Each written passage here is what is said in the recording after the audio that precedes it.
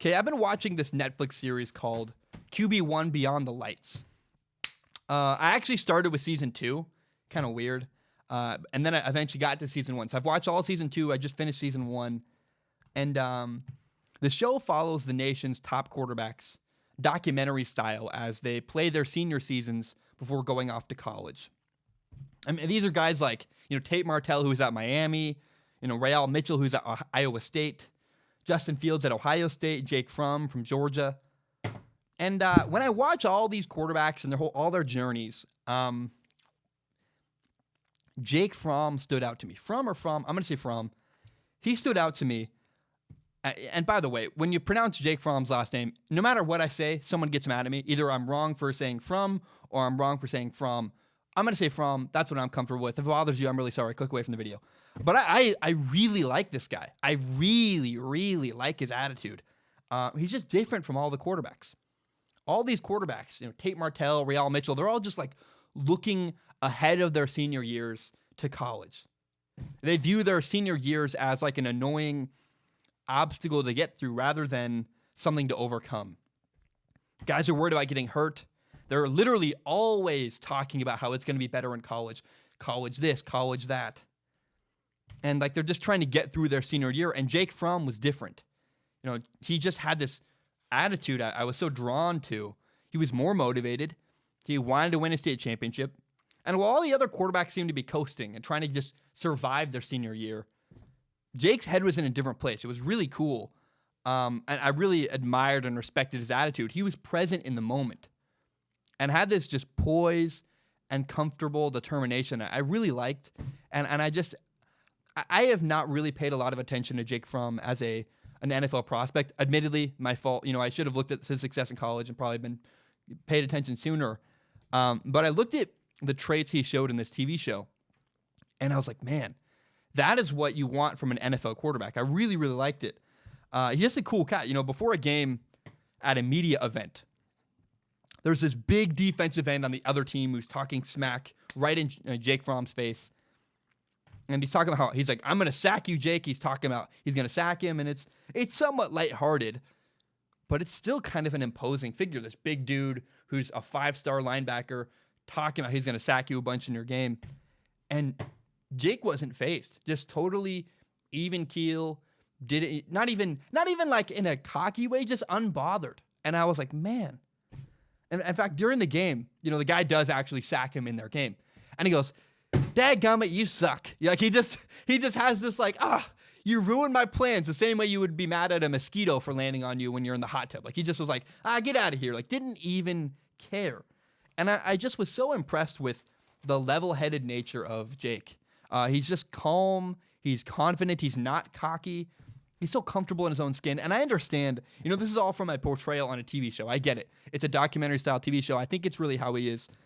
But again, I do acknowledge that does seem to actually be how he is, because Tate Martell was not presented that way.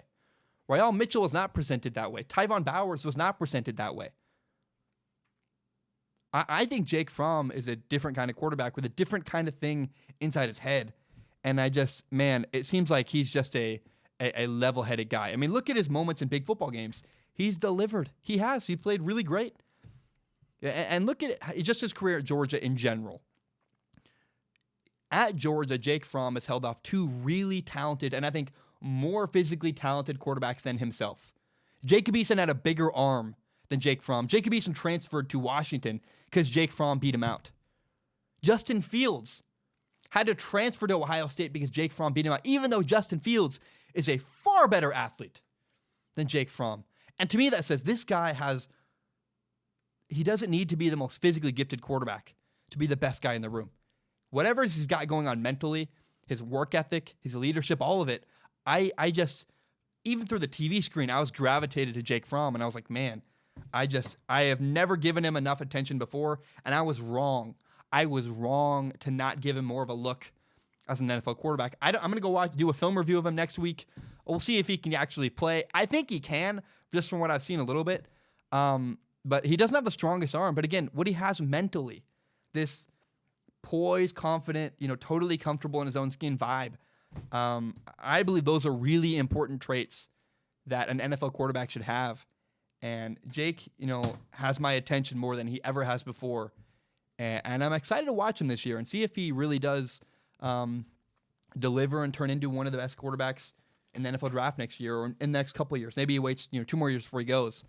But I cannot overstate enough. I was so impressed with the person that Jake Fromm is and the way he carries himself.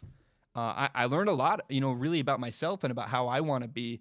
I want to emulate that because he's just this comfortable in his own skin. I just was so impressed, and I wanted to share that with everybody listening to the show. My name is Zach Schaumler. This is my podcast, Strong Opinion Sports. It is my favorite thing in the entire world. And you may not know, my dream when I graduate college eventually is to do this show as my full-time job. Now, I also want to be very upfront and honest about my plan and what's going on. I recently monetized my YouTube channel. What that means is that some of my videos make money through ad revenue. Now, it's fewer than you think. A lot of my videos get claimed. But in the past, I've received donations through the form of PayPal and Patreon.com. PayPal.me/Zach Schaumler, Patreon.com/Zach Schaumler. So because I'm making ad revenue, it felt weird to just get donations. I wanted to give something back to the people who support me on Patreon.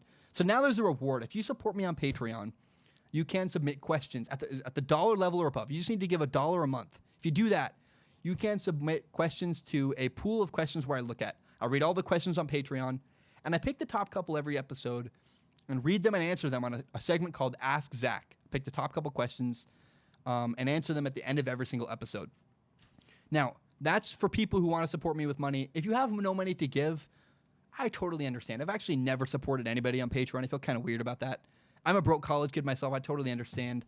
But if you believe in me and if you believe in my dream and still want to help me, one thing you can do is help me grow by telling your friends about Strong Opinion Sports. Share it on Facebook, Twitter, Instagram, whatever it is. Help me grow by telling your friends about Strong Opinion Sports. Guys, thank you so much. I know that was a long spiel. I really appreciate it, and hope you have a great day.